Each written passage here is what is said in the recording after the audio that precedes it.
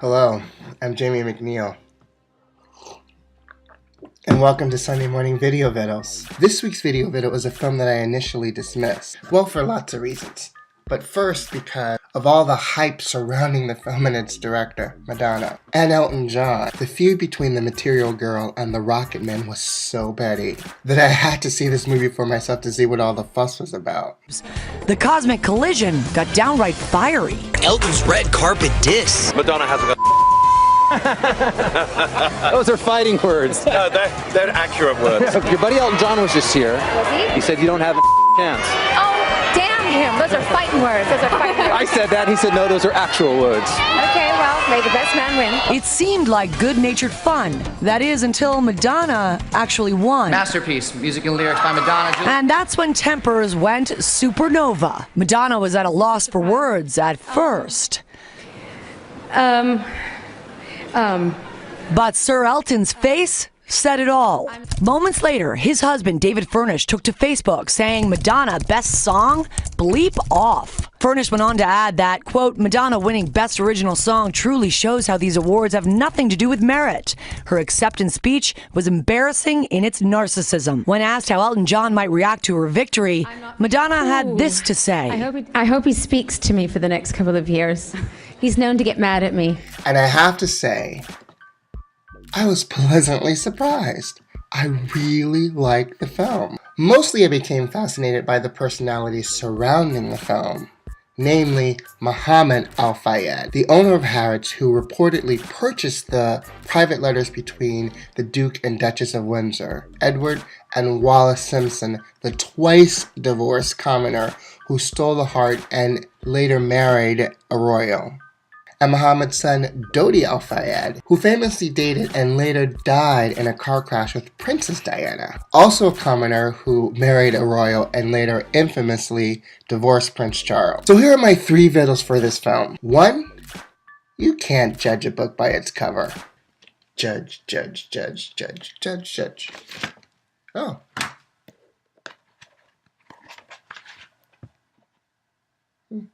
2, love knows no class nor station. And 3, no matter who you are or where you're born, you always have a choice. Although it took me a while to understand the cinematic device Madonna employed to tell the love story of this film, I really love the movie. Quite frankly, I hope Madonna decides to direct more films. It'll be really interesting to see how she continues to reinvent herself. Please to enjoy. Dear David, this is a difficult letter to write. I must really return to Ernest. I feel secure with him, and I'm only left with my side of the show to run. True, we are unable to do the attractive, amusing things in life, which I must confess I do love and enjoy. But weighed against a calm, congenial life, I choose the latter. For I know that though I shall suffer greatly now, I shall be a happier, calmer old lady. I'm sure, dear David, that in a few months your life will run again as it did before. I shall always read about you, and you will know I want you to be happy. I feel sure I can't make you so, and I honestly don't think you can be. Edward VIII prepares to publicly renounce his throne for the woman he loves. Ladies and gentlemen, we interrupt our programs at this time to present a most momentous address by Mr. David Windsor, former King Edward VIII of England. This is Windsor Castle. His Royal Highness, Prince Edward.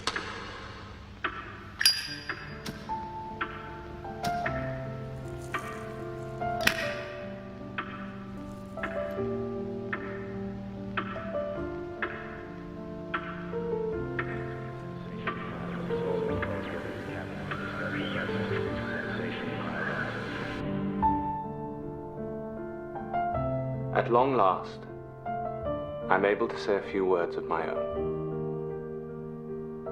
I've never wanted to withhold anything, but until now, it has not been constitutionally possible for me to speak. A few hours ago, I discharged my last duty as King and Emperor. And now that I have been succeeded by my brother, the Duke of York, My first words must be to declare my allegiance to him. This I do with all my heart.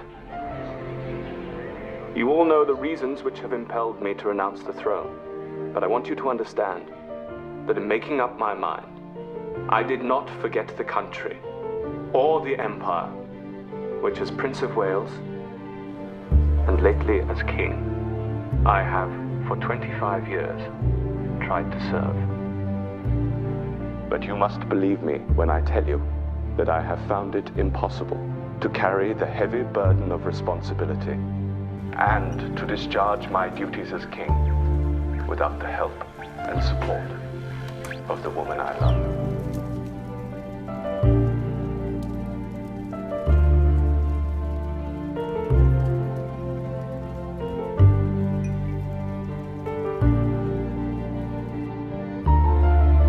This decision has been made less difficult to me by the sure knowledge that my brother, with his long training in the public affairs of this country, will be able to take my place without interruption or injury to the life and progress of the empire.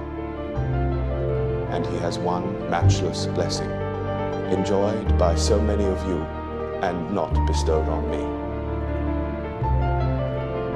A happy home with his wife and children. Ever since I was Prince of Wales, and later on when I occupied the throne, I have been treated with the greatest kindness by all classes of the people wherever I have lived or journeyed throughout the empire. For that, I am very grateful. I now quit altogether public affairs, and I lay down my burden. And now, we all have a new king.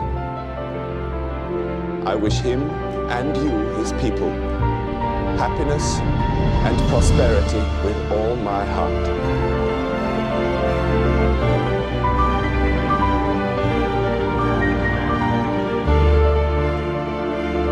God bless you all. God save the king.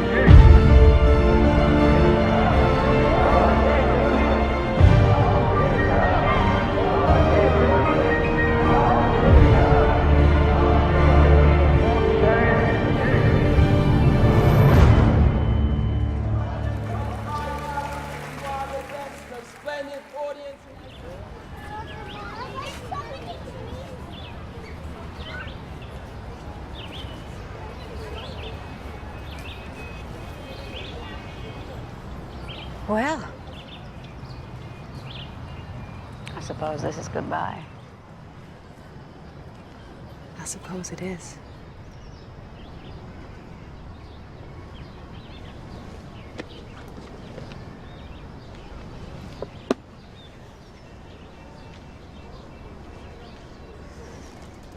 I think these belong to you.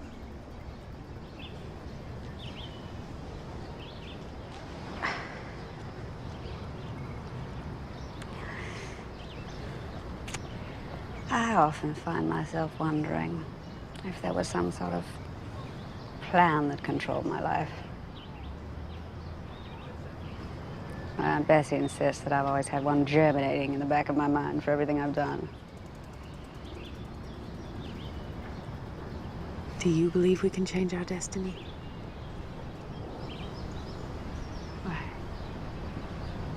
I think you know the answer to that.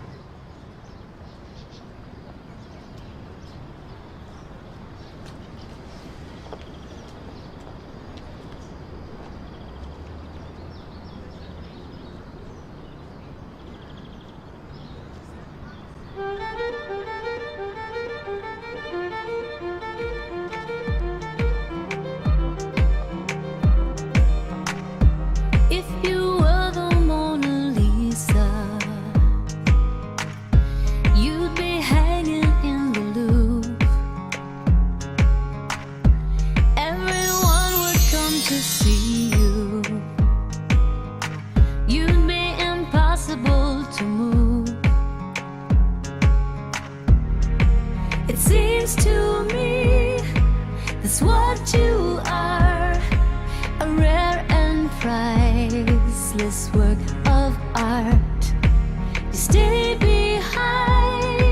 You're very